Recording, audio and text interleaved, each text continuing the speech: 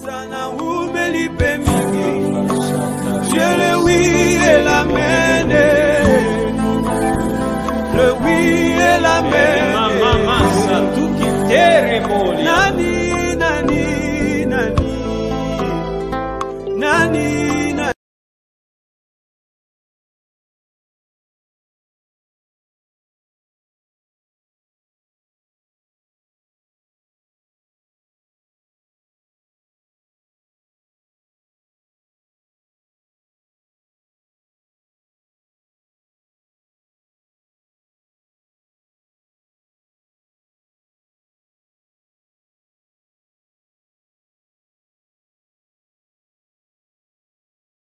Jésus-Christ. Que Dieu vous bénisse. Nous sommes donc à dans notre magazine. C'est notre magazine Mon jour de guérison dans notre chaîne Presse Céleste. Et aujourd'hui, nous voulons aborder un sujet très important. Le sujet sur lequel nous voulons nous appuyer touche sur la notion des pères. Plus précisément, le Père spirituel. La notion des pères et plus précisément le Père spirituel. Et nous voulons donc, pour commencer, prier ensemble.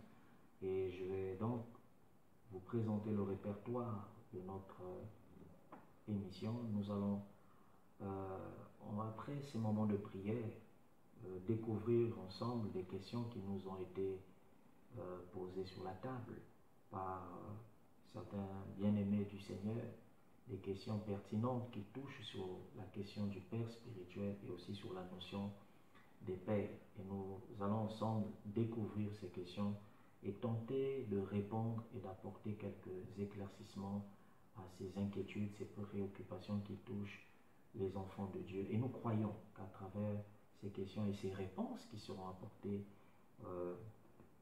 par l'éclairage de la parole de Dieu, nous croyons que plusieurs personnes seront orientées dans le droit chemin et on sera encore un peu plus et seront de mieux en mieux affermis au nom de notre Seigneur Jésus. Alors permettez que nous prions un instant. Père, au nom de Jésus, nous te rendons grâce pour ce privilège que tu nous donnes de communier encore ensemble et de nous retrouver à travers cette vidéo devant ton trône pour évoquer la notion des pères. Seigneur, que l'onction soit donnée à ton serviteur que je suis pour en parler et que le cœur de tes enfants soit disposé à comprendre, à écouter, à suivre attentivement jusqu'à la fin et à être touché, transformé, changé par la puissance de ta parole. Seigneur, que le voile soit ôté au nom de Jésus-Christ et que le Saint-Esprit soit en action au nom de Jésus. Nous te disons ensemble, Amen. Que Dieu vous bénisse. Alors nous voulons ensemble donc parler de la notion des pères, la notion des pères. Et plus précisément, nous allons nous attarder, nous appuyer sur le Père spirituel. Nous allons découvrir ensemble donc quelques questions qui nous ont été présentées, que nous avons retirées sur Internet, sur les réseaux sociaux. Alors, je m'en vais donc lire la première question. Pouvez-vous, bonjour pasteur, bonjour apôtre, pouvez-vous nous montrer bibliquement l'existence du Père spirituel? Pouvez-vous nous montrer bibliquement l'existence du Père spirituel? Waouh, quelle bonne question. Alors, vous savez, vous ne lirez nulle part dans la Bible un verset qui dit clairement comme ça, Père spirituel. Vous ne lirez cela nulle part dans la Bible. Mais par contre, vous lirez des récits bibliques, vous lirez des textes bibliques qui évoquent la notion des pères, plus précisément du Père spirituel. Et je vous en donne quelques exemples dans la Bible. Nous avons par exemple 2 Rois chapitre 2 dans l'Ancien Testament. Et je vais prendre à partir du verset 10 jusqu'au verset 12. 2 Rois chapitre 2, verset 10 à 12. Je lis au nom de Jésus. Il est écrit, Élie dit, tu demandes une chose difficile, mais si tu me vois pendant que je serai enlevé d'avec toi, cela t'arrivera ainsi. Sinon, cela n'arrivera pas. Comme il continuait à marcher en parlant, voici un char de feu et des chevaux de feu les séparèrent l'un de l'autre. Et Élie monta au ciel dans un tourbillon. Élisée regardait et criait, mon père, char d'Israël et sa cavalerie. Et il ne le vit plus. Saisissant alors ses vêtements, il les déchira en deux morceaux. Voyez-vous, la Bible nous parle ici d'Élisée, qui, nous le savons tous, était disciple d'Élie. Et finalement, au jour où Élie, le prophète, Élie le Tishbite, fut enlevé au ciel, curieusement, à la grande surprise de tous, les prophètes, les fils des prophètes qui étaient là, ont écouté Élisée appeler carrément, crier à haute voix, bien sûr, en appelant Élie le prophète par mon père, char d'Israël et sa cavalerie. Écoutez, vous allez certainement vous dire que Élisée était son fils biologique. Eh bien, je vous répondrai simplement en vous disant non, il n'était pas son fils biologique. Pourquoi? Parce que quand vous allez plus loin, plus bas dans les livres des rois, dans le premier livre des rois, vous découvrirez lors de l'appel d'Élisée que Élisée était déjà un croyant.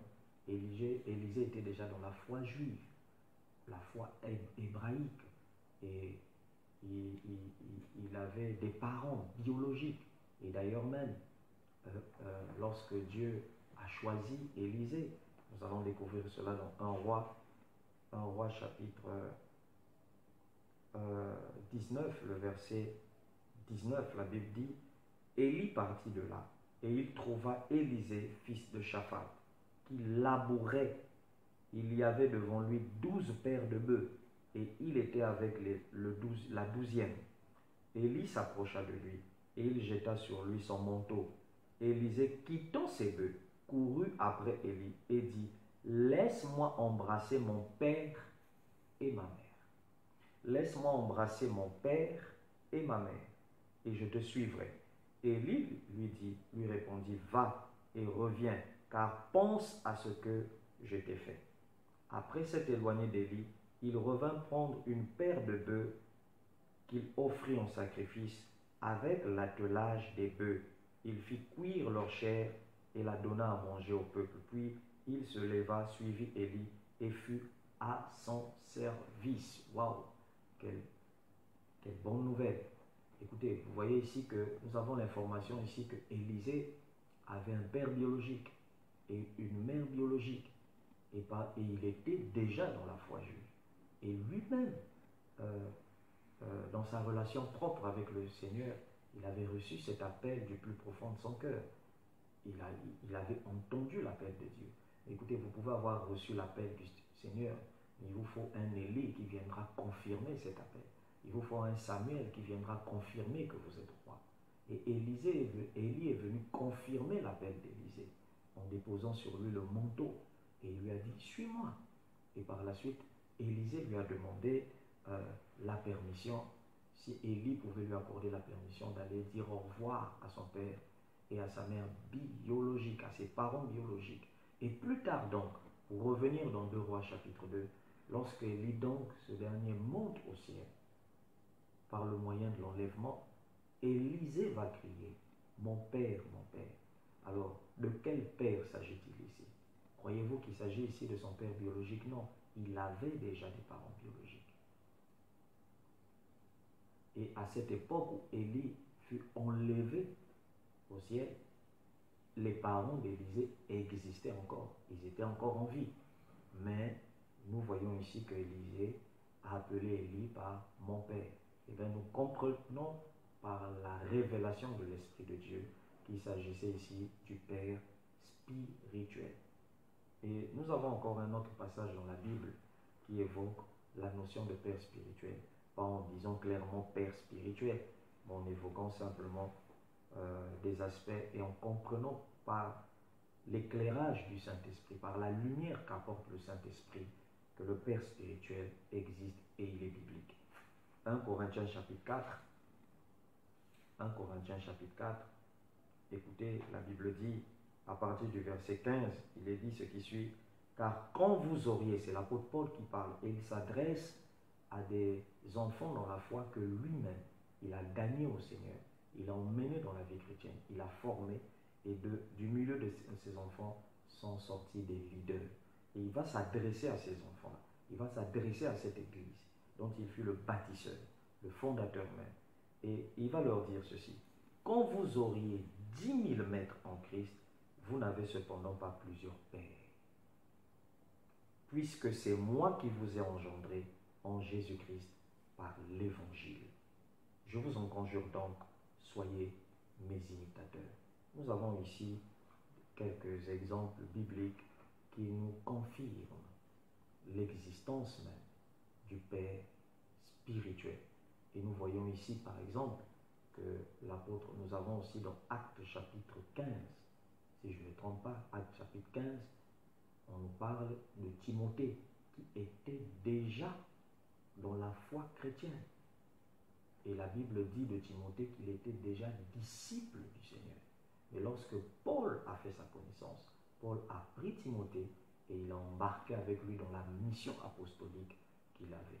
Et par la suite, quand Paul s'adresse à Timothée dans les épîtres adressées à Timothée, il appelle Timothée mon fils légitime.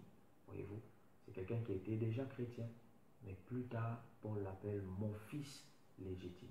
Alors si vous êtes d'accord avec moi qu'un homme de Dieu peut appeler un enfant dans la foi fils légitime, alors ce fils-là, comment peut-il appeler donc ce père? C'est cet homme. Voyez-vous, il est donc possible qu'un enfant dans la foi, qu'un fils dans la foi, appelle un homme que Dieu a placé devant lui pour l'orienter, pour le guider, pour le diriger. Il est possible que ce fils appelle cet homme ou ce personnage par mon père. Donc nous avons ici des preuves bibliques qu'il existe, que la notion du père spirituel est bel et bien biblique. Alors nous voulons découvrir une deuxième question qui nous a été posée. Bonjour apôtre, pouviez-vous nous parler des types de pères qui existent sur terre? Waouh, les types de pères qui existent sur terre. Écoutez, pour répondre à cette question, c'est très simple. Il en existe plusieurs types de pères. Écoutez, en parlant de types de pères, il en existe 9 types de pères. Vous avez, pour commencer, le père biologique. En parlant de père biologique, vous êtes d'accord avec moi, il s'agit de celui qui vous a engendré, celui qui est responsable et qui est à l'origine même de votre venue sur la terre. C'est lui qui a déposé sa sémence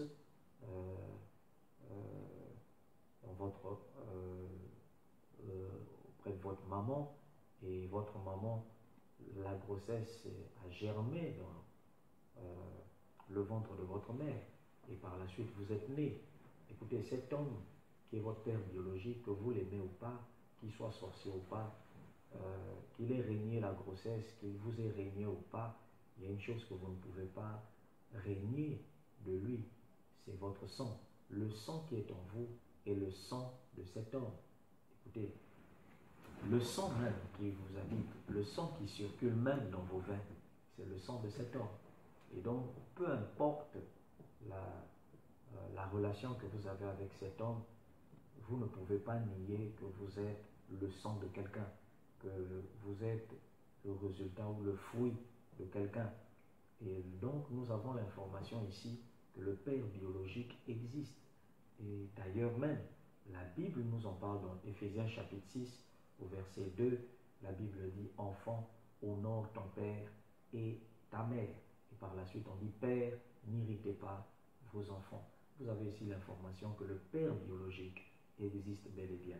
Écoutez, ensuite, nous avons le deuxième type de père, qui n'est autre que le père adoptif. En parlant de père adoptif, il s'agit de celui qui vous a adopté. Il n'est pas votre père direct, mais il vous a pris comme son fils. Et il vous a élevé, il vous a aidé à grandir. Il a pris soin de vous, il vous a soigné. Il s'est occupé de vous comme si vous étiez son propre fils. Et le père adoptif peut être le nouvel amant de votre mère. Le père adoptif peut même être un grand frère, un aîné de la famille, qui n'est pas en relation conjugale, sentimentale avec votre mère, ça peut être le premier fils de votre père et de votre mère. Les parents sont peut-être décédés, ils sont morts, mais lui, il est plus âgé que vous et il s'occupe de ses petits frères comme un père. Et il vous adopte carrément. Le père adoptif peut être un oncle, le père adoptif peut être une connaissance, peut être même quelqu'un qui ne vous connaît pas. Le père adoptif peut être quelqu'un qui est venu dans un orphelinat et qui a décidé d'adopter un orphelin ou une orpheline. Donc nous avons ici l'information à travers même des faits naturels, des faits de société, que le père adoptif existe bel et bien. Et bibliquement, la Bible nous en parle avec l'exemple de Joseph. Joseph n'était pas le père biologique, le géniteur de notre Seigneur Jésus-Christ, mais Joseph a adopté le Seigneur Jésus-Christ. Voyez-vous? Et nous avons l'information dans la Bible à travers le livre de Luc, chapitre 2. Quand nous venons ensemble dans la Bible, dans Luc, je vous invite à lire votre Bible dans Luc, Luc chapitre 2, Luc chapitre 2, Luc chapitre 2. Nous lisons ce qui suit. Écoutez, à partir du verset 48, on nous dit que le Seigneur Jésus, à l'âge de 12 ans, à un moment donné, les parents lui ont perdu de vue, ne sachant pas qu'il était en train de converser avec les prêtres et les sages du temple. Lorsqu'ils ont retrouvé l'enfant, écoutez ce que Marie va dire au Seigneur Jésus à cette époque, à l'enfant Jésus. Luc 2, 48, la Bible dit, quand ses parents le virent, ils furent saisis d'étonnement. Et sa mère lui dit, mon enfant, pourquoi as-tu agi de la sorte avec nous? Voici ton père et moi, nous te cherchions avec angoisse. Et par la suite, Jésus leur dit, pourquoi me cherchez-vous? Ne savez-vous pas qu'il faut que je m'occupe des affaires de mon père? Voyez-vous, Marie a qualifié Joseph de père de Jésus. Pas qu'il était le père géniteur, mais ici, nous voyons que Joseph a exercé une responsabilité parentale, mais qui n'était autre qu'une responsabilité de père adoptif. Un père qui a adopté l'enfant, comme si c'était son enfant. Et Jésus va recadrer les choses en disant, oui, il est bien vrai qu'il m'a adopté, mais j'ai un père et je dois m'occuper des affaires de mon père. Et voyons que Marie et Joseph ne comprenaient pas le langage du Seigneur Jésus. La Bible nous dit simplement que le Seigneur Jésus leur fut soumis par la suite. Donc c'est le deuxième type de père, le père adoptif. Et nous avons le troisième type de père qui existe, c'est le tuteur. En parlant de tuteur, il s'agit simplement d'une personne qui a une responsabilité parentale sur vous, du vivant même de vos parents.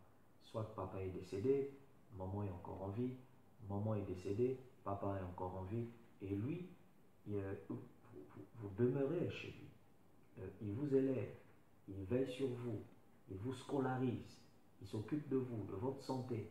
Et des fois, le père, le tuteur, est quelqu'un que plus tard on finit par laisser à se séparer de lui, soit pour rejoindre son foyer en se mariant, soit pour poursuivre ses études ailleurs, soit parce qu'on est assez mature et on pense vivre désormais ou continuer son chemin seul.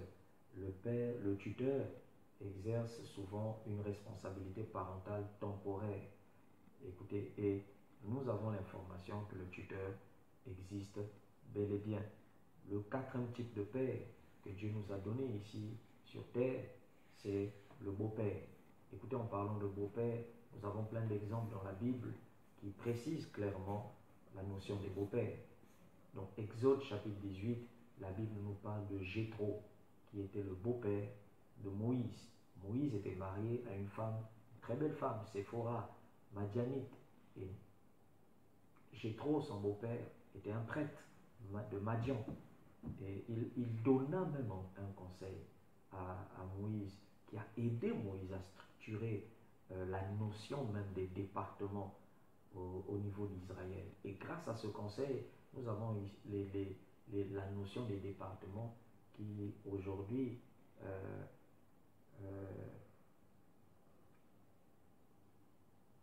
est appliqué dans nos églises, voyez-vous.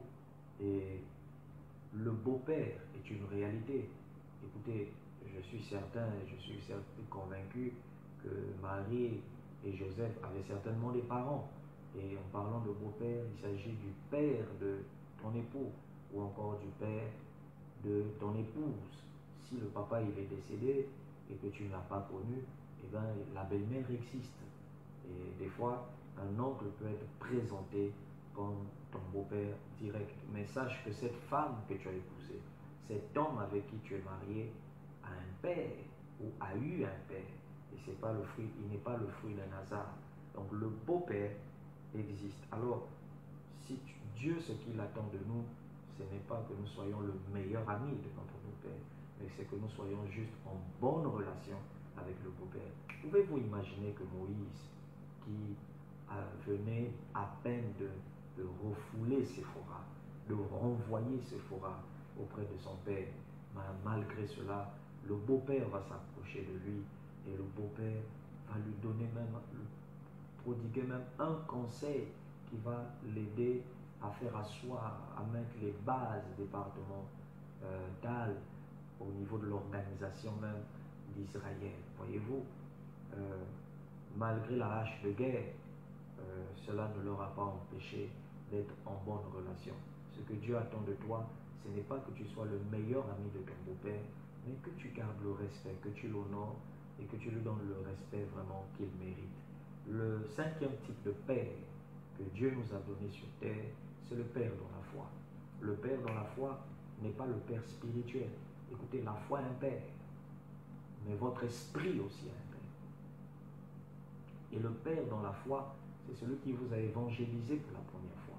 C'est celui qui vous a boosté, qui vous a motivé.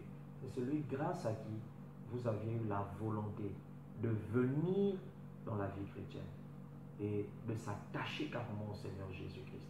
Et la mission d'un père dans la foi, c'est de vous emmener à devenir disciple du Seigneur Jésus-Christ. Et souvent, grâce au père dans la foi, on arrive à comprendre l'importance du baptême d'eau. Grâce au père dans la foi, on arrive à comprendre l'importance de la repentance, la conversion.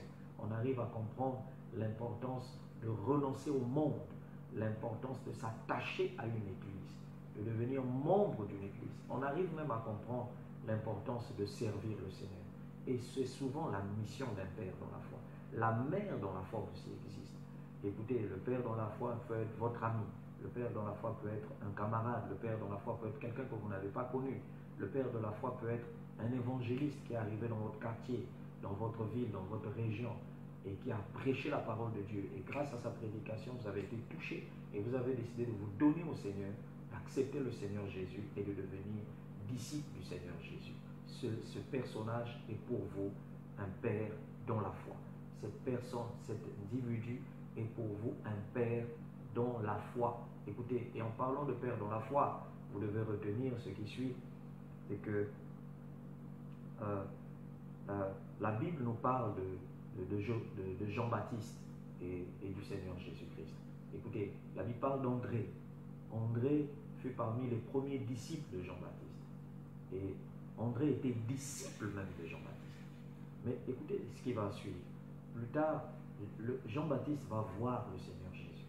Et il va dire aux disciples qui étaient avec lui, voici l'agneau de Dieu. Voici l'agneau de Dieu. Suivez-le. Écoutez, quand André va aller, il va écouter Jean-Baptiste, Jésus. Et par la suite, il va en parler à son frère Pierre. Or, André et Pierre étaient des pêcheurs de poissons. Et lorsque Jean-Baptiste, André et Pierre vont se rapprocher de Jésus, Jésus va leur voir et par la suite, il va leur dire, suivez-moi et je ferai de vous des pêcheurs d'hommes. Voyez-vous? Écoutez, et pourtant, nous avons ici l'information que André, excusez-moi, et Pierre, Simon plutôt, étaient disciples de Jean-Baptiste. Plutôt, André était déjà disciple de Jean-Baptiste. Mais de disciple de Jean-Baptiste, il devient disciple du Seigneur Jésus. Et Jean-Baptiste lui-même l'oriente vers le Seigneur Jésus. Et lorsqu'ils arrivent au Seigneur Jésus, le Seigneur Jésus ne leur dit pas que je ferai de vous des disciples. Vous l'êtes déjà. Mais il dit, je ferai de vous des pécheurs d'hommes. Et nous avons ici l'information que le Père dans la foi n'est pas le Père spirituel. Ils n'ont pas la même mission, le même rôle. Le Père dans la foi fait de vous un disciple. Mais le Père spirituel vous installe dans votre destinée. Il fait de vous ce que vous êtes appelé à être. Ce que vous êtes appelé à devenir. Voyez-vous? Et nous en parlerons un peu plus au fur et à mesure que nous allons découvrir ces questions. Pour répondre donc à cette inquiétude, à cette préoccupation, retenez que le Père dans la foi, il y a une différence entre Père dans la foi et Père spirituel. Mais attention, en parlant de Père spirituel, très souvent il s'agit d'un homme loin, un homme que Dieu a élevé et que Dieu a élevé au-dessus d'un troupeau. Un homme que Dieu a élevé même au-dessus d'une grande communauté. Souvent, il s'agit de telles personnes. Et un père n'est pas père dans la spirituelle qui le veut, mais père spirituel qui le mérite. Écoutez, et vous avez une précision. Nous avons une précision qu'il faut donner à ce sujet. C'est que tout le monde peut être père dans la foi. Il vous suffit simplement de vous lever, d'aller évangéliser, de gagner une âme et de l'emmener au Seigneur, de l'aider à faire ses premiers pas dans la vie chrétienne. Vous devenez pour cette personne un père dans la foi, une mère dans la foi, peu importe votre âge. Mais père spirituel, c'est autre chose. Et père spirituel, celui qui est dans le sacerdoce. Et même tout le monde peut être dans le sacerdoce, mais tout le monde n'est pas père spirituel. Et nous en parlerons un peu plus profondément dans les questions à venir. Que Dieu vous bénisse à ce sujet. Vous avez donc le Père dans la foi et vous avez le Père spirituel. Le Père dans la foi a la mission de faire de vous un disciple. Le Père spirituel a la mission de vous installer dans votre destinée. Votre foi doit avoir un Père, mais votre esprit a aussi un Père. Et souvent, la problématique à ce niveau est que plusieurs ne reconnaissent pas qui est leur Père spirituel. Et plusieurs ignorent même qui est leur Père spirituel. Et j'ai découvert, en passant, que celui qui ignore qui est son Père spirituel, celui qui n'a pas de Père spirituel, a perdu ses repères. Et si vous avez perdu vos repères, sachez-le, vous êtes ou vous serez certainement une vipère pour la société. Et il est important de comprendre ces choses. Que Dieu nous bénisse. Alors le 6e type de père, c'est le père spirituel. Le 7e type de père que Dieu nous a donné, ce sont les pères, ce sont les mentors. En parlant de mentors, il s'agit simplement des maîtres. Un mentor, c'est celui qui est spécialisé dans un domaine. Vous avez des gens qui sont pour nous des mentors. Voyez-vous, vous pouvez être un mentor à travers vos écrits. Vous avez plusieurs personnes qui ont été des mentors pour plusieurs, à l'image de Tel Osborne, qui a inspiré plusieurs dans le domaine de la guérison. Vous avez des mentors à l'image de Benny Hinn, qui a inspiré plusieurs dans le domaine de l'onction. Vous avez des mentors à l'image de Kenneth Hagin, qui a inspiré plusieurs dans le domaine du discernement des esprits. Vous avez plusieurs types de mentors. Vous avez vous pouvez être mentor, sans même le connaître, sans même le savoir, en l'ignorant pour la vie de certaines personnes. Si vous êtes un homme de Dieu et que vous suivez cette vidéo, sachez qu'une personne peut faire de vous un mentor, peut vous regarder comme un mentor, mais vous-même vous l'ignorez, soit à travers vos écrits, vos ouvrages, ou encore même à travers les réseaux sociaux. Aujourd'hui, nous avons des pasteurs qui font des directs, qui passent à la télévision et qui impactent les familles, qui impactent les nations, qui impactent même la société à travers leur enseignement, leur ministère, leur façon d'être, leur façon de vivre, leur façon de servir le Seigneur. Et vous êtes une source d'inspiration. Un mentor est par définition une source d'inspiration pour quelqu'un. Quelqu'un vous voit faire et il vous imite. Il veut être comme vous. Et Le mentor peut vous communiquer sa grâce. Le mentor peut vous communiquer son savoir. Le mentor peut vous communiquer son onction dans le domaine auquel il est spécialisé. Mais un mentor, vous devez savoir que c'est quelqu'un qui vous apporte son savoir dans un domaine quelconque, différemment d'un père spirituel. Différemment d'un père spirituel. Le père spirituel, il vous installe carrément dans votre destinée. Mais le mentor, il vous inspire. Le mentor, il vous transmet son savoir dans son domaine. Vous avez par exemple professeur de mathématiques. Si vous emmenez le professeur de mathématiques en espagnol, il va certainement buter. À moins qu'il ait poursuivi ses études aussi, approfondi ses connaissances dans ces domaines. Mais il est spécialisé dans les mathématiques. Il y en a qui sont spécialisés dans la physique, spécialisés dans le karaté, spécialisés dans la guérison, spécialisés. On n'est pas mentor que dans le domaine chrétien, le domaine ecclésiastique. On peut être mentor dans le domaine professionnel. On peut être mentor dans plusieurs domaines. Et même dans la dimension de la sorcellerie, il y a des mentors. Mais nous, ce qui nous intéresse, c'est en ce qui concerne le royaume de Dieu. Et Dieu nous a donné ce 7e type de père qui n'est autre que le mentor. Le 8e type de père que Dieu nous a donné, c'est ce qu'on appelle le père ou les pères de mouvement. Les pères des mouvements. Vous avez des mouvements démocratiques, vous avez des mouvements ecclésiastiques, vous avez des mouvements communautaires, vous avez des mouvements révolutionnaires. Et là-dessus, il y a plusieurs choses à dire. Vous avez des personnages comme Emery Patrice Lumumba qui ont mené certains mouvements révolutionnaires et démocratiques. Vous avez en Russie, en URSS, des gens comme des Lénine. Vous avez dans plusieurs nations, vous avez les Martin Luther King. Vous avez des pères de mouvements de réveil comme des Charles Finney, John Wesley. Vous avez plusieurs pères qui ont apporté des grands mouvements, des mouvements de réforme, comme Martin Luther, qui a apporté la réforme, protestantisme. Ce sont des pères des mouvements. Ce sont des gens que vous n'avez certainement pas connus. Nous n'avons pas connu, nous n'étions pas nés quand ils ont existé. Mais grâce à eux aujourd'hui, nous sommes ce que nous sommes. Et le monde est ce qu'il est. Grâce à eux aujourd'hui, nous avons une certaine liberté, une certaine façon de faire. Nous avons les mains libres sur certaines choses. Ces gens ont donné leur poitrine. Ces gens ont versé leur sang. Leur sang a été versé pour nous, afin que nous soyons aujourd'hui heureux.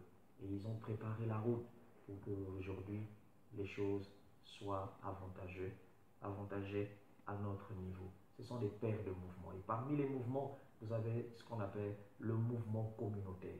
Et les pères de mouvement sont souvent ceux qui sont visionnaires d'une œuvre, ceux qui sont fondateurs d'une œuvre. Et Dieu les communique, les transmet la vision sur quelque chose. Et d'eux, à travers eux, naît une œuvre chrétienne. Couramment que nous disons une dénomination. Et par la suite, avec l'implantation de plusieurs assemblées, ça prend donc la nature d'une communauté. Et les pères communautaires sont des pères spirituels pour la communauté. Et là-dessus, il ne faut pas confondre.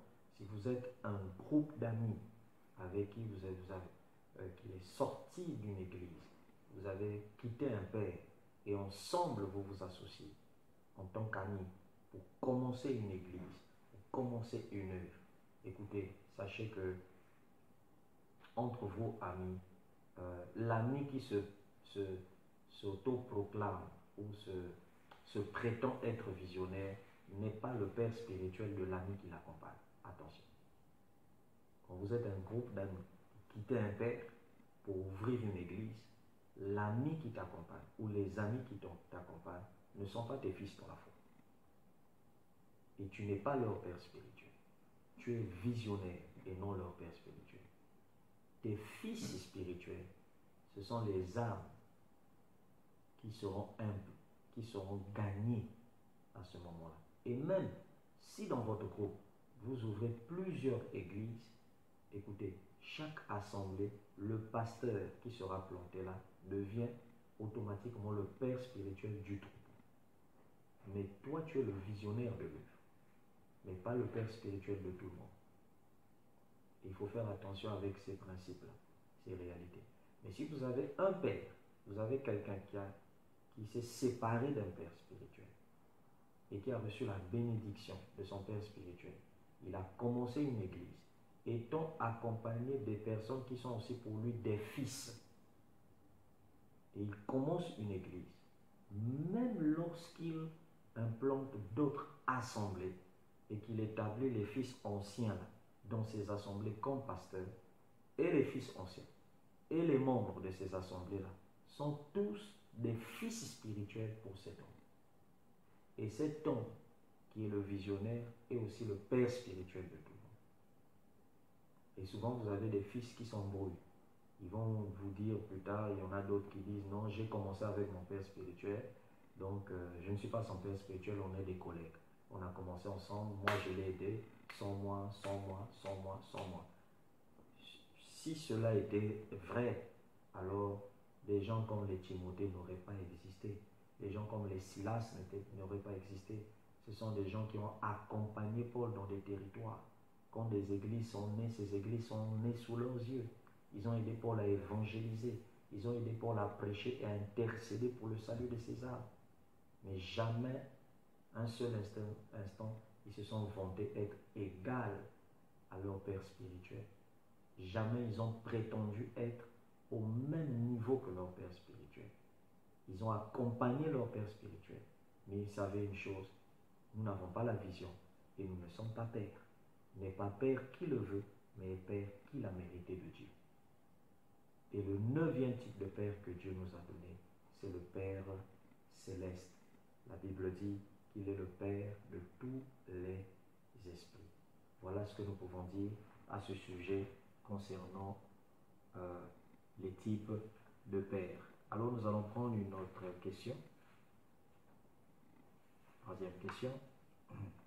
Bonjour apôtre, comment reconnaître son père spirituel? 4e question. Quelle est la place qu'occupe le père spirituel dans la société ou le cœur d'un enfant de Dieu? Je répondrai d'abord par la 4e question. La place qu'occupe le père spirituel dans la société ou le cœur d'un enfant de Dieu. Alors je répondrai d'abord dans le cœur d'un enfant de Dieu. Écoutez, la Bible dit dans Éphésiens chapitre 6, Éphésiens chapitre 6, le verset 1, Éphésiens 6, verset 1, la Bible dit ce qui suit. Je vais lire pour nous au nom du Seigneur Jésus. Éphésiens 6, 1, la Bible dit « Enfants, obéissez à vos parents selon le Seigneur, car cela est juste. Honore ton père et ta mère. » C'est le premier commandement, avec une promesse, afin que tu sois heureux et que tu vives longtemps sur la terre. Et vous, pères, n'irritez pas vos enfants, mais élevez-les en les corrigeant et en les instruisant selon le Seigneur. Écoutez, la place qu'occupe le père spirituel dans le cœur d'un enfant de Dieu, écoutez, c'est une place prioritaire. Et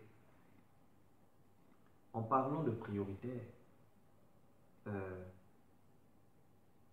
je veux même faire remarquer une chose. C'est une place privilégiée. Vous avez Éphésiens 6.1 qui dit ceci. 1. Enfants, obéissez à vos parents, selon le Seigneur, car cela est juste. À première vue, quand vous lisez ce verset, vous avez l'impression que ce verset veut simplement dire « Obéissez à vos parents selon la volonté de Dieu ».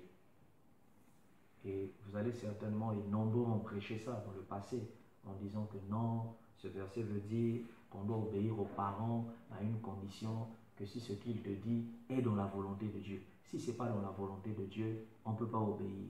Moi aussi, c'est ce que je croyais à une certaine époque.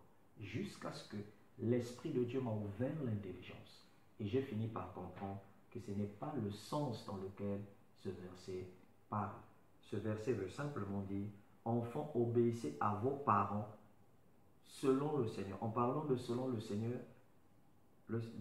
l'apôtre Paul veut simplement dire ici, les parents qui vous ont été donnés par la volonté de Dieu. Donc, obéissez au type de parents, à la qualité de parents qui vient de Dieu. Des parents qui sont selon le cœur de Dieu. Waouh! Je vois quelqu'un qui est en train de dire merveilleux, parce que le voile vient d'être ôté. Et la Bible dit, car cela est juste. Et vous remarquerez ici que Paul met en tête les parents spirituels, les parents qui viennent de Dieu, les parents qui sont donnés spirituellement par Dieu.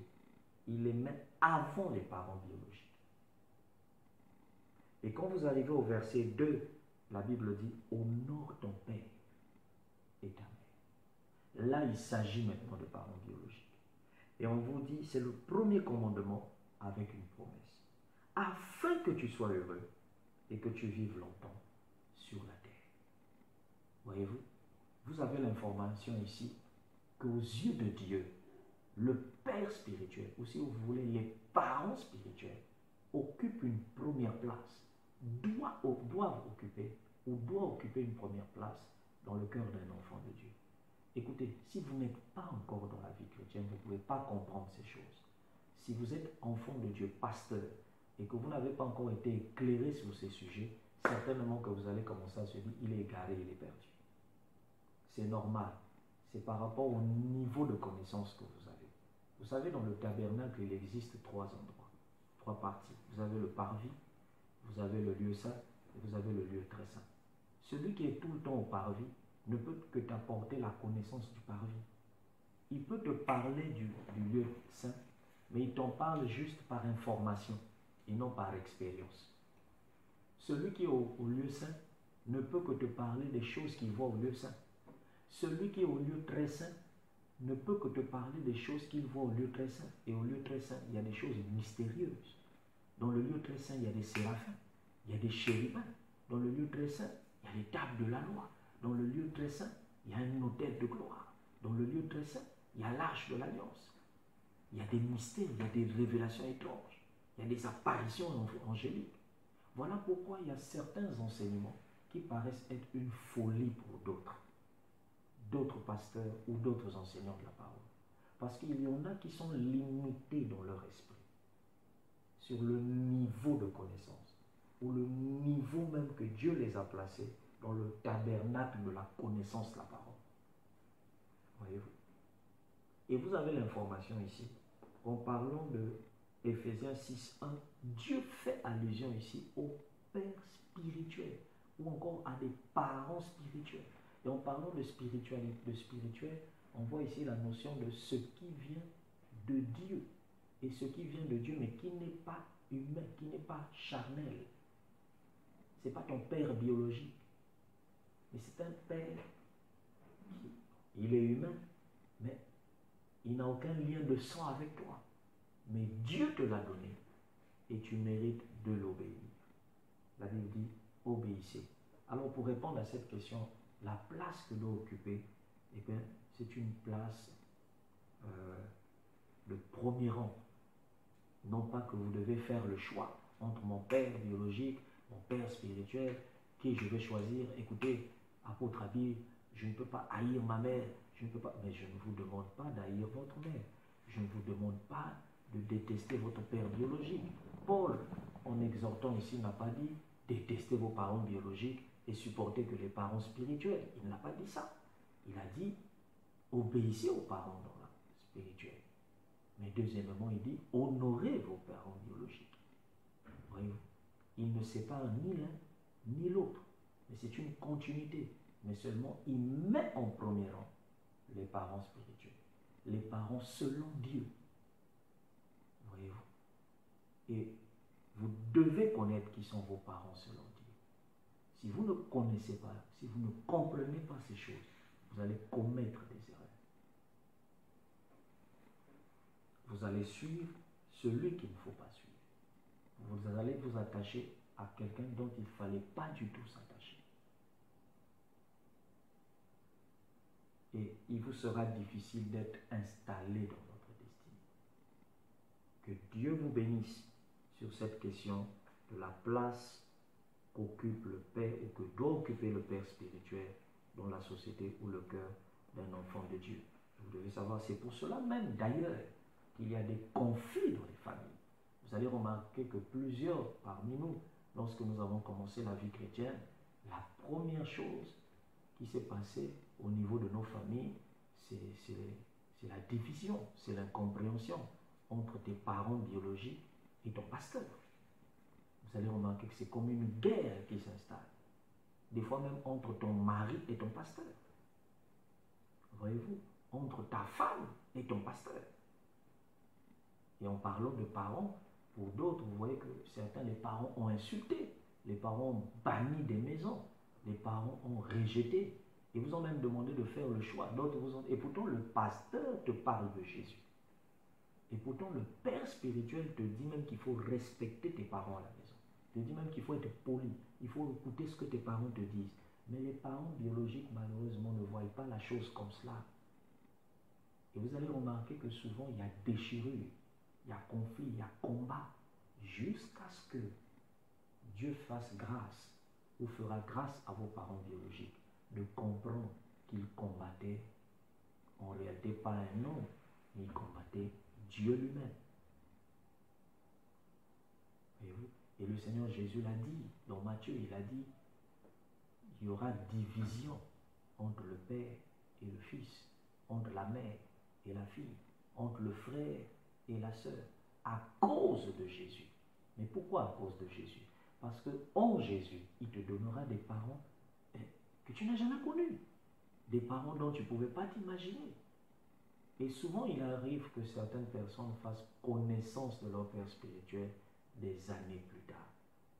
Mais vous devez retenir, en revenant plus bas, qu'un père de communauté peut être en même temps un père dans la foi pour certains et un père spirituel aussi pour cela. Alléluia. Et vous devez donner une place considérable, mais tout en retenant que Dieu ne vous appelle pas à désobéir, à se désengager, à bafouer, à ne plus honorer, à ne plus aimer dans votre cœur vos parents biologiques. Dieu vous demande juste de réaliser que ce que lui vous donne, ou ce que lui vous donne comme parents, doivent avoir une place privilégiée dans votre cœur. Si Paul a placé le père ou les parents spirituels avant les parents biologiques, c'est parce qu'il sait qu'aux yeux de Dieu, ce qui compte, c'est le spirituel et non le physique. Et vous devez savoir que ce qui est physique ou matériel vient après. C'est ce qui est spirituel qui vient avant. Si vous avez compris ces choses, alors vous serez heureux. D'ailleurs, plusieurs pères spirituels, plusieurs parents spirituels ont ramené les cœurs des fils vers leur mère ou leur père. Il y a des enfants qui ont été divisés, déchirés avec leurs parents, mais grâce à des conseils des pères spirituels, plusieurs sont repartis au pied de papa ou de maman, s'humilier au pied de la famille, pleurer, se réconcilier, faire la paix. Et comment on nous récompense? En disant, ton pasteur là c'est un voleur, ton pasteur là il veut nous diviser, ton pasteur là il est mauvais, ton pasteur là il veut que tu puisses l'aimer plus que ce. Vous voyez, ce conflit vient parce qu'il y a cette jalousie qui naît. C'est simplement parce que ta maman ou ton papa n'a pas encore compris que le père spirituel, même dans la classification parentale, Paul le met en tête. Alors, la troisième question, c'est comment reconnaître son père spirituel? Eh bien, c'est très simple. Le père spirituel, on peut le reconnaître par révélation de Dieu. Dieu peut parler à votre cœur à travers une conviction intérieure. Il peut vous convaincre que cet homme est votre père spirituel. Dieu peut vous convaincre et il peut vous parler à travers un songe. Vous pouvez voir dans un songe des signes ou des faits, des gestes qui confirment que cet homme est l'homme que vous devez suivre et que cet homme est l'instrument qu'il a mis devant vous. Cette femme est l'instrument que Dieu a mis devant vous pour vous installer dans votre destinée. Dieu peut encore vous aider à reconnaître votre père spirituel à travers la simplicité qu'il a à vous faire comprendre les choses difficiles du royaume. Très souvent, quand on est devant un père spirituel, ce qu'on n'a pas pu comprendre en 10 ans, on arrive à le comprendre et à le percevoir en 5, 10, 15, 20 minutes de conversation. Et très souvent aussi, les prières d'un père spirituel ont un impact plus rapide dans la vie d'un fils. Il peut arriver que vous soyez sous le manteau, sous la couverture, sous les ailes d'un père spirituel et que certaines victoires viennent ou arrivent avec lenteur. Cela ne veut pas dire que cet homme ou cette femme n'est pas un parent spirituel pour toi, n'est pas un père spirituel ou n'est pas une mère spirituelle pour toi. Dieu peut éprouver votre relation en faisant en sorte que ces prières prennent assez de temps pour être exaucées ou réalisées. Juste parce qu'il veut tester votre amour ou parce qu'il veut encore renforcer vos liens de confiance. Un autre signe, vous allez constater que quand vous êtes avec ou auprès de votre père spirituel, parmi les signes, c'est que vous allez remarquer que lorsqu'il vous impose les mains, ces impositions des mains ont un impact qui vous installe dans la gloire, dans la grandeur, dans la prospérité, dans l'excellence. Vous avez l'exemple de David. La Bible dit que Samuel a imposé les mains à David et il a oint d'huile d'onction pour le consacrer, pour l'établir, pour le consacrer. Il a oint d'huile pour le consacrer comme roi. Écoutez, la Bible dit qu'après cela, lorsque David s'en est allé et qu'il s'est éloigné de la prison, il a vaqué à ses occupations. Par la suite, il a commencé à tuer l'ours. Par la suite, il a commencé à tuer le lion. Et par la suite, il a tué Goliath. Ce qu'il ne faisait pas auparavant. Voyez-vous, la prière d'un père spirituel a toujours un impact positif, puissant, victorieux, grandiose, glorieux dans la vie d'un fils. Vous avez l'exemple d'Isaac, qui était en même temps le père biologique de Jacob et d'Ésaü, et en même temps leur père spirituel, parce qu'il les a conduits dans la foi au Dieu d'Abraham. Et vous allez voir que lorsqu'Isaac a imposé les mains à son fils Jacob, waouh, la Bible dit simplement que Jacob est entré dans une autre dimension dans sa relation avec Dieu, au point où Jacob, qui n'avait jamais eu de vision, après l'imposition des mains, lorsqu'il allait au désert, il a vu le ciel s'ouvrir et les anges monter et descendre pour la gloire de notre Seigneur, de notre Dieu. Écoutez, les prières et la bénédiction d'un père spirituel sont souvent accompagnées d'un impact glorieux, un impact positif dans la destinée d'un fils ou d'une fille spirituelle. Et vous avez encore plusieurs exemples de ce genre. Vous avez Mardoché, qui est en même temps l'oncle, le tuteur d'Esther, mais aussi en même temps son père spirituel. Et vous allez remarquer que par ses conseils, Esther a été installée dans sa destinée de reine.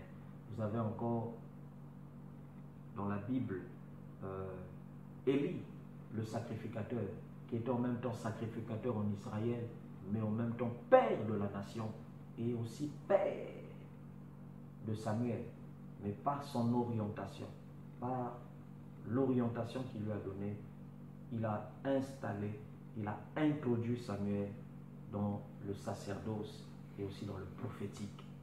Il a aidé à reconnaître la voix de Dieu et Samuel est rentré dans le prophétique. Voyez-vous, le père spirituel a toujours un impact dans la vie d'un fils. Et quand il vous parle, quand il vous oriente, lorsqu'il vous dirige, lorsqu'il vous donne une consigne, une orientation, il vous suffit simplement de l'appliquer, de faire exactement ce qu'il vous demande de faire. Jésus a dit, pourquoi vous m'appelez Seigneur, Seigneur, et vous ne faites pas ce que je vous dis de faire? Si vous faites simplement ce qu'il vous demande de faire, vous verrez les résultats vont s'en suivre. Alléluia. Et cela peut nous permettre de comprendre exactement les signes, voyez-vous, qui accompagnent cette question, comment reconnaître son père spirituel. Et vous avez encore comme si c'est quelqu'un qui est très patient et c'est quelqu'un qui... Le père sait aussi reconnaître que ça c'est un fils que Dieu me donne, ça c'est un enfant que Dieu me donne. Et souvent Dieu met en lui la patience, Dieu met en lui la capacité de supporter vos erreurs et vos bêtises. Des fois vous êtes carrément en train de déconner, si je puis me permettre l'expression, mais vous allez vous rendre compte qu'il est patient, il vous comprend, il accepte, il se rabaisse. Mais ce qu'il fait envers vous, il ne le fera pas envers une autre personne. Pourquoi? Parce que l'autre personne n'est pas un fils pour lui. Mais vous, vous êtes un fils pour lui. Et Dieu dispose son cœur à vous supporter et à vous comprendre. Nous avons une autre question et on va bientôt finir. Quel est le rôle et la mission d'un père spirituel? Je pense avoir répondu à cette question déjà. La mission d'un père spirituel, c'est de vous installer dans votre destinée. Il vous installe par ses conseils, il vous installe par ses prières, il vous installe par les paroles prophétiques qu'il déclare sur vous. Il vous installe par ses intercessions, quand il intercède pour vous. Il vous installe encore par ses enseignements. Il vous installe par les enseignements qu'il vous donne, la parole de Dieu. Et le père spirituel joue un grand rôle dans votre vie, celui de vous tenir par la main et de vous conduire à destination. Écoutez, si vous voulez partir de votre maison pour vous rendre à la gare de votre ville ou à l'aéroport, si vous habitez à 1 km de l'aéroport, est-ce que vous savez que vous pouvez vous rendre à l'aéroport si vous allez à pied, en partant de chez vous jusqu'à l'aéroport? Il est possible que vous arrivez à pied, sans prendre un taxi, sans prendre un bus ou le métro. Mais ce que vous devez comprendre, c'est que vous arriverez certainement à destination, mais vous prendrez assez de temps pour y arriver. Mais si vous empruntez un taxi, vous pouvez être sûr que vous arriverez plus tôt que prévu. J'espère que vous êtes touchés et que vous comprenez mieux ce que je suis en train de dire. Si vous empruntez le taxi, vous arriverez plus tôt que prévu. Pourquoi? Même si vous aurez fait peut-être quelques minutes ou assez de minutes, mais par le moyen du taxi, le chauffeur prendra des détours. Même s'il y a un embouteillage, il prendra des détours qui vous permettront d'arriver à destination plus vite que celui qui est à pied. Et si c'est un bon chauffeur, il saura quels sont les contours ou les détours à emprunter pour pouvoir arriver plus tôt à l'aéroport et vous permettre de prendre votre avion. Ce qui veut simplement dire que le père spirituel joue un rôle de conducteur. Le père spirituel est le conducteur de votre âme. Et la Bible en parle dans Hébreux chapitre 13. Hébreux chapitre 13. Il est écrit dans Hébreux chapitre 13 ce qui suit. Hébreux chapitre 13, le verset 17, je lis au nom de Jésus. La Bible dit, obéissez à vos conducteurs et ayez pour eux de la déférence, donc un profond respect, car ils veillent sur vos âmes, comme devant en rendre compte. Qu'il en soit ainsi, afin qu'ils le fassent avec joie et non en gémissant, ce qui ne vous serait d'aucun avantage. Obéissez à vos conducteurs. Voyez-vous comment on les nomme? La Bible les nomme conducteurs. Un père spirituel est un conducteur de votre âme. Et il conduit votre âme à votre destinée. Il vous conduit à devenir, à s'installer là où Dieu a choisi, à destiné que vous soyez.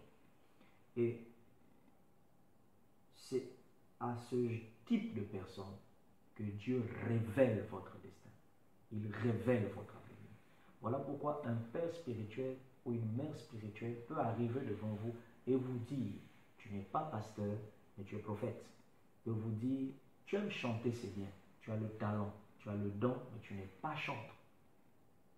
Mais tu es plutôt appelé à exercer le ministère dans tel domaine tout en chantant. Il peut venir vers vous et puis vous dites, moi je veux être pilote dans ma vie. Lui, il vient, il vous dit, tu n'es pas fait pour être pilote, mais tu es fait pour être diplomate. Il peut arriver vers vous et puis il vous dit, introduis tes dossiers à l'UNESCO, introduis tes dossiers à l'ONU, introduis tes dossiers dans telle entreprise, dans telle autre là. Tu peux arriver et puis dire, je veux être médecin dans ma vie. Lui, il vous dit simplement, tu n'es pas fait pour être médecin dans un hôpital, mais tu es fait pour être docteur en pharmacie. Voir que vous avez trouvé la bonne réponse à cela. Une autre question nous a été posée, c'est quels sont mes devoirs? Quelle est plutôt l'autorité de mon père spirituel dans les combats de ma vie? L'autorité de mon père spirituel dans les combats de ma vie. Waouh! Genèse chapitre 31. Genèse 31. Nous allons répondre à cette question. Genèse 31. Genèse 31, on va bientôt finir. J'ose croire que vous êtes bénis. Et j'ose croire que cette vidéo va vous faire du bien. Vous pouvez la resuivre tout le temps. Et vous pouvez partager cette vidéo.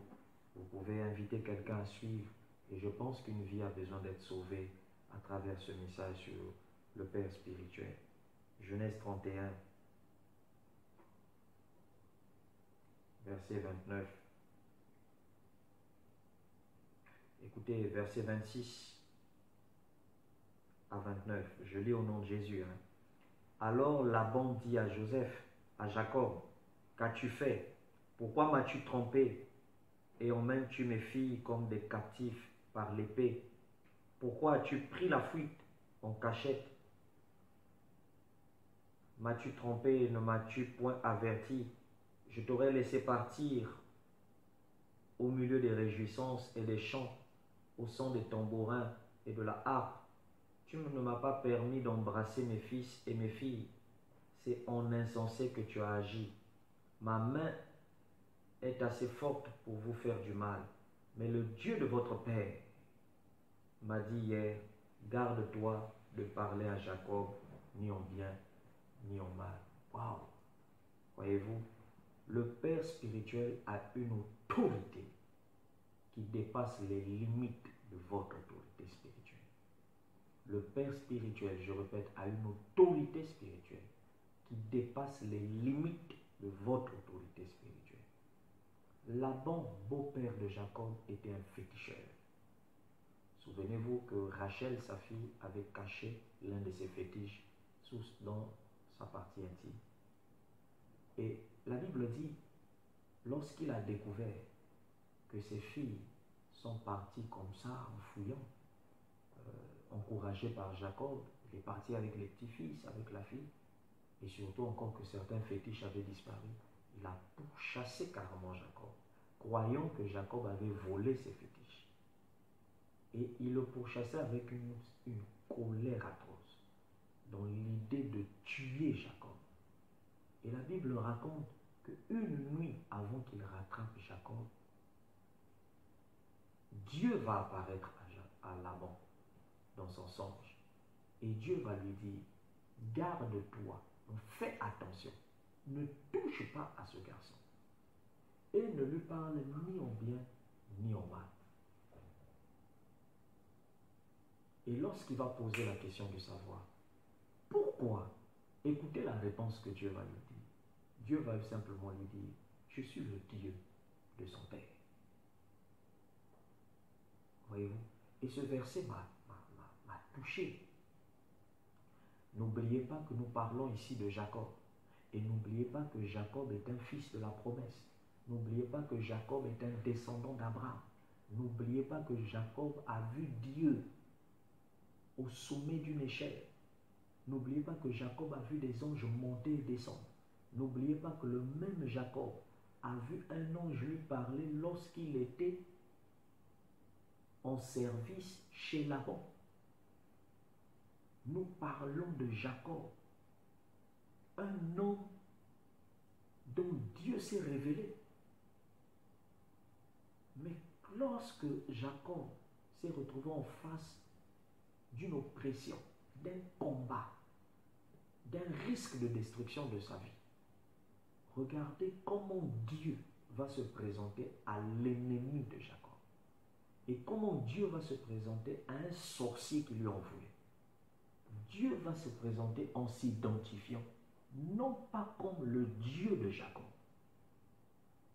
quelqu'un qui avait la grâce sur lui, mais en s'identifiant comme le Dieu de son père. Et de quel père Dieu parlait-il? Il ne parlait pas d'Isaac, il parlait d'Abraham.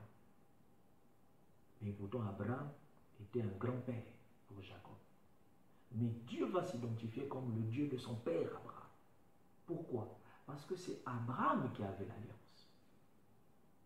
Ton père spirituel est celui qui a l'alliance.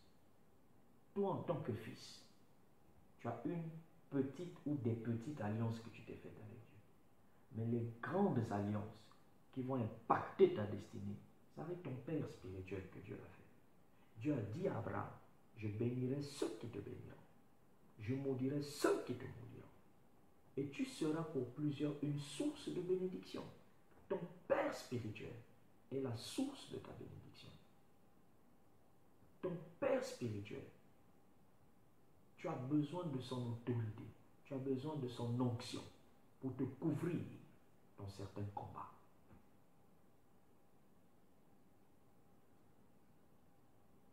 Il y a des dimensions de bataille ou de combat spirituel où le monde spirituel ne reconnaîtra pas votre autorité, ne reconnaîtra pas votre foi. Il y a des entités supérieures qui, dans le combat, ne reconnaîtront pas votre foi, mais reconnaîtront plutôt le manteau qui est sur vous. Quel est le manteau qui est sur toi? Quel est le manteau qui repose sur ta maison? Quel est le manteau qui repose sur ta famille? Quel est le manteau qui repose sur ton foyer? Quel est le manteau qui repose sur ton ministère? Ne touche pas à ce garçon. Ne touche pas à cet homme. Je suis le Dieu de son père. Ce verset m'a scandalisé. Dieu ne s'identifie pas comme le Dieu de Jacob, mais il s'identifie ici comme le Dieu du père de Jacob. Vous avez des passages dans la Bible où Dieu s'identifiait comme le Dieu de Moïse. Des passages où il s'identifiait comme le Dieu de Samuel. Où il s'identifiait comme le Dieu des prophètes. Mais à cette époque, il y a des gens qui croyaient. Il y a des gens qui avaient la foi. Même dans le Nouveau Testament, Dieu s'est identifié souvent comme le Dieu des apôtres. Voyez-vous, il y a des dimensions de combat où Dieu ne te reconnaît pas. Le monde spirituel ne te reconnaît pas. Mais le monde spirituel, dans le degré de ce combat, cherche plutôt et localise plutôt quelle est la couverture spirituelle qui est sur toi. Quand Saül a voulu faire du mal à David, lisez 1 Samuel 19, vous découvrirez que David est allé se réfugier chez Samuel. Et lorsque Saül s'en est approché, la Bible dit qu'il fut humilié au point où il s'est mis à prophétiser devant Samuel et David. David est roi, David régnera, David est roi, David régnera. La Bible dit, et il a prophétisé nu en se prosternant au sol devant Samuel et David. Il y a des degrés de combat. Quand tu vois que ça ne va pas, va te réfugier dans la maison de ton père spirituel. Va passer même une nuit chez lui. Il n'y a pas que le temple comme solution. Il n'y a pas que les lieux de retraite. Va dans la maison de ton père. Va faire une retraite chez lui. Va dormir. Va te reposer. Va être sous ses ailes, sous sa couverture. Tu peux même payer ton billet depuis les États-Unis. Tu peux payer ton billet depuis la France. Va. Tu payes des billets pour les vacances. Tu payes des billets pour aller pour effectuer des grandes distances. Mais tu es incapable de payer un billet pour aller te réfugier sous les ailes et l'autorité de ton père spirituel. Et quand il s'agit de père spirituel, c'est à ce moment que plusieurs se lèvent, plusieurs voix se lèvent pour dire c'est l'adoration de l'homme. Vous adorez un homme. Ah, ce n'est plus Jésus, ce n'est plus Dieu qui nous conduit, c'est maintenant un homme. Vous n'avez jamais su que Dieu utilisera toujours des humains pour conduire d'autres humains. Vous êtes d'accord qu'il faut aller prêcher l'évangile dans le monde entier. Mais en prêchant l'évangile au monde entier, mais vous orientez ces humains-là à Christ. vous les conduisez à Christ. Oui. Le père spirituel occupe une place importante dans le domaine de l'autorité spirituelle. Et tu dois connaître quelle est l'autorité qui te couvre. Tu es fils de qui? Tu es fille de qui? Quel est le manteau? Quelle est la couverture spirituelle qui est sur toi? Jacob avait comme couverture spirituelle le manteau d'Abraham. Isaac avait comme couverture spirituelle le manteau d'Abraham. David avait une couverture spirituelle, le manteau de Samuel. Samuel avait une couverture spirituelle, le manteau d'Élie, le sacrificateur. Voyez-vous? Timothée et Silas avaient comme couverture spirituelle le manteau de Paul. Les disciples, au temps des apôtres, avaient comme couverture spirituelle le manteau des apôtres. Quelle est la couverture spirituelle qui est sur toi? Qui est ton Père? Reviens vers ton Père. Repars vers ton Père. Alors, la dernière question, nous allons prendre la dernière, il y en a plusieurs. Mes devoirs vis-à-vis, quels sont mes devoirs vis-à-vis de mon Père spirituel?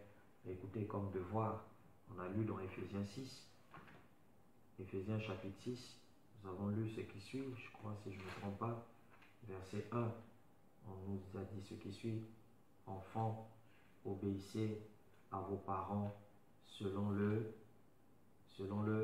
Seigneur. Enfants, obéissez à vos parents selon le Seigneur, car cela est juste. J'ai le devoir d'obéir à mon Père spirituel. Ce que Dieu attend de moi, à l'endroit de moi, mes parents spirituels, c'est d'obéir. Et ce qu'il attend de moi, à l'endroit de mes parents biologiques, c'est de les honorer. Obéis à ton Père spirituel. Obéis à tes parents spirituels. Et honore ton Père et ta mère. J'ai le devoir de faire sa joie. Proverbe, dans le livre des Proverbes, il est dit: un fils sage fait la joie de son père. J'ai le devoir de le respecter. J'ai le devoir de lui témoigner ma reconnaissance. J'ai le devoir de l'assister financièrement et matériellement. La Bible dit dans Galates chapitre 6, le verset 6, ceux à qui on enseigne la parole, qu'ils fassent part de leurs biens à celui qui les enseigne. Faire part ne veut pas dire donne tous tes biens. Faire part veut dire vient de partager. Partage tes biens avec celui qui t'enseigne, qui te forme, qui te guide, qui te conduit. Partage. On n'a pas dit paye que ta dîme. On a dit partage. Donc apprends à penser à lui. Apprends à te souvenir que tu as des parents spirituels. Apprends à te souvenir qu'il y a des gens qui prient pour toi, qui crient pour toi, qui combattent pour toi. Leur onction prend des risques pour toi. Apprends à te souvenir de ça. Et partage ce que tu peux avoir. On ne partage pas que l'argent. On peut partager un don en nature. Ceux à qui on enseigne la parole. Luc chapitre 8, le verset 1 à 3, la Bible dit qu'il y avait des femmes qui assistaient le Seigneur Jésus de tous leurs biens. Et plusieurs personnes disent: oui, mais ça c'est Jésus qu'on assistait. Vous là, les pasteurs, vous exagérez. C'est n'importe quoi. Vous ruinez les gens dans les finances. Waouh! Venez dans Philippiens chapitre 4. Philippiens chapitre 4. Paul avait des enfants dans la foi. Et vous allez voir ce que ces enfants dans la foi ont fait pour Paul. Vous allez voir ce qu'ils ont fait pour Paul. La Bible est claire.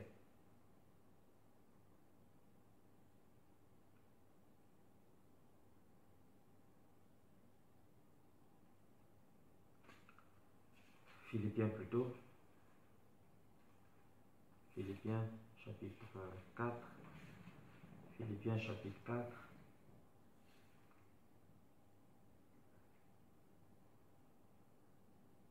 Verset 17 à 18, il dit: ce n'est pas que je recherche les dons, mais je recherche le fruit qui abonde pour votre compte. Verset 18, j'ai tout reçu et je suis dans l'abondance. J'ai été comblé de biens en recevant par Épaphrodite ce qui vient de vous comme un parfum de bonne odeur, un sacrifice que Dieu accepte et qui lui est agréable. Verset 19, regardez, il bénit ses enfants, il dit, et mon Dieu pourvoira à tous vos besoins selon sa richesse avec gloire en Jésus-Christ. Wow. Il pourvoira à tous vos besoins avec gloire en Jésus-Christ.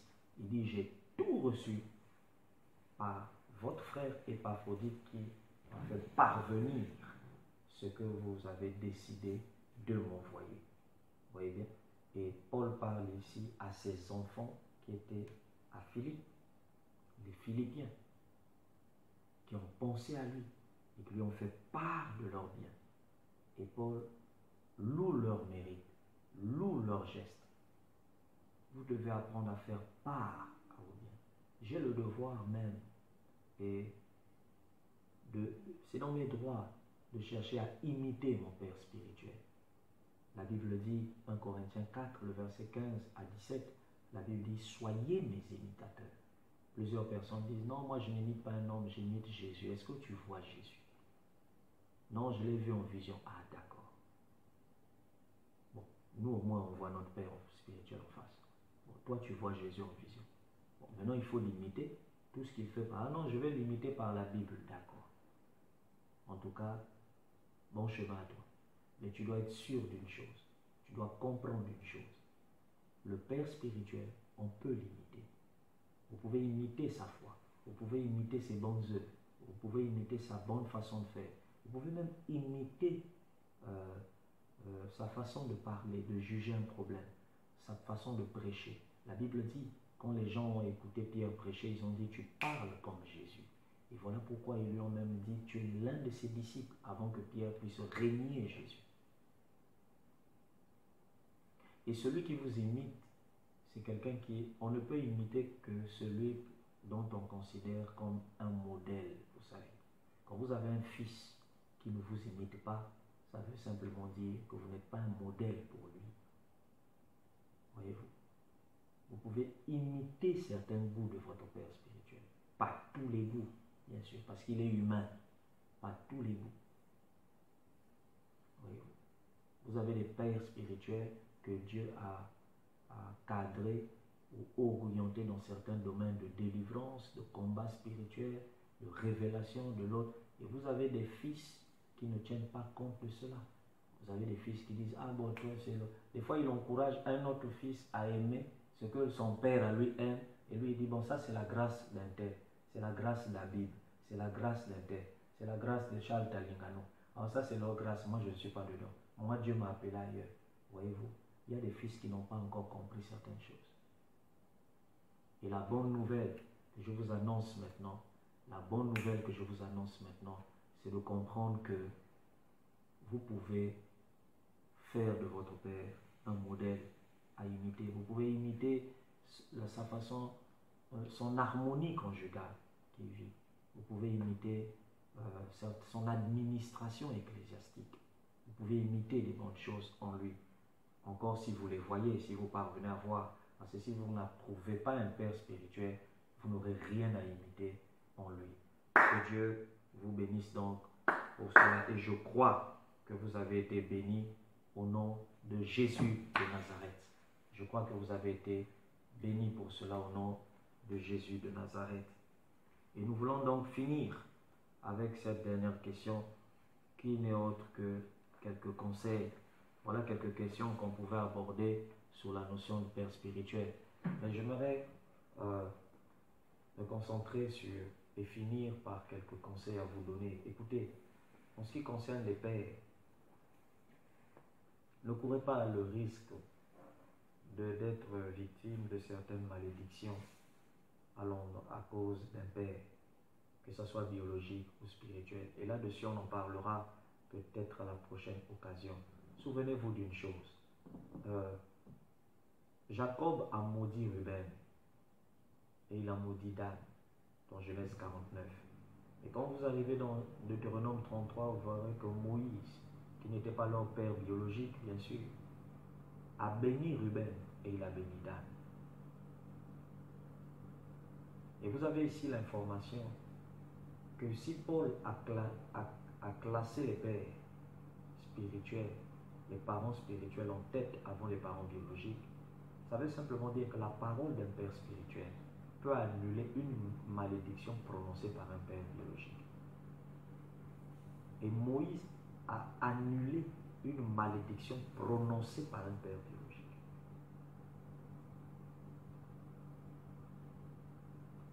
Voyez-vous, vous avez Noé qui a maudit Canaan.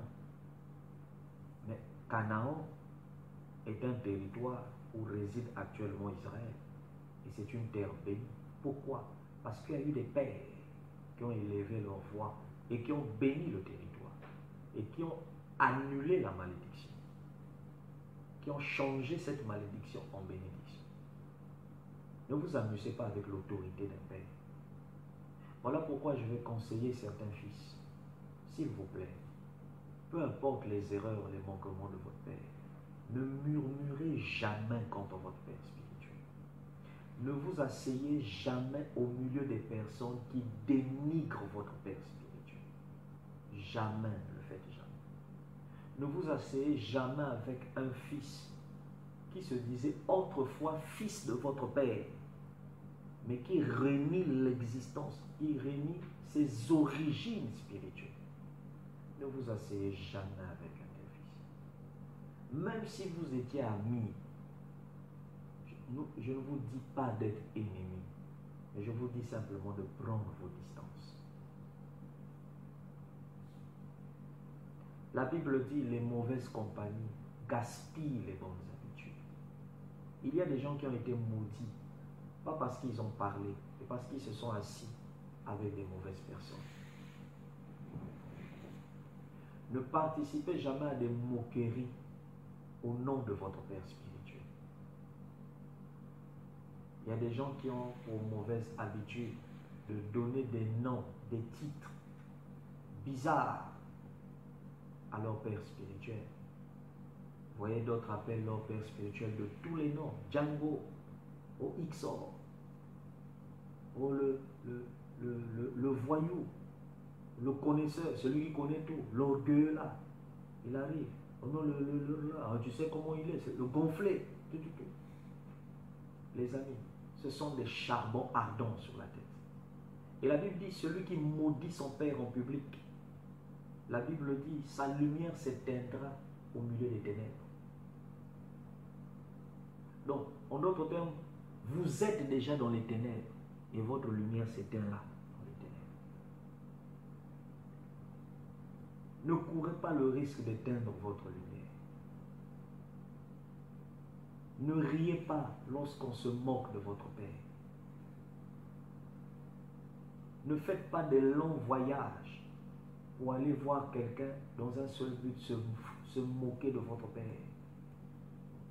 Ne quittez pas votre père spirituel parce que quelqu'un vous a démontré de A à Z que c'est un mauvais.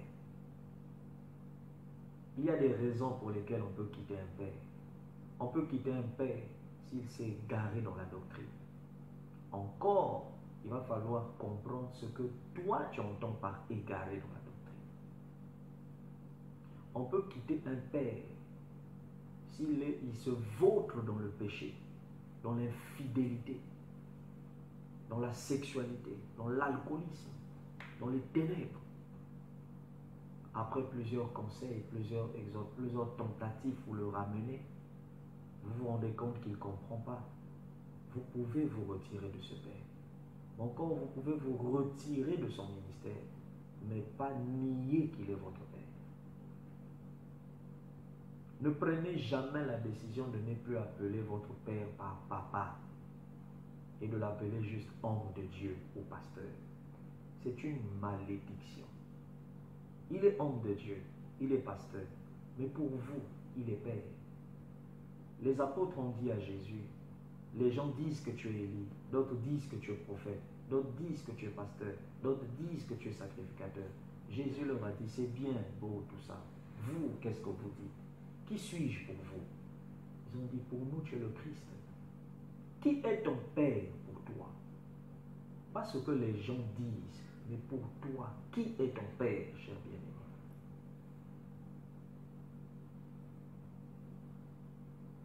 Ne détournez pas vos frères en Christ de leur amour et leur confiance envers votre Père. Ne vous levez jamais pour être en guerre contre votre Père. N'entrez jamais dans les maisons des gens pour aller dénigrer votre Père. C'est une malédiction.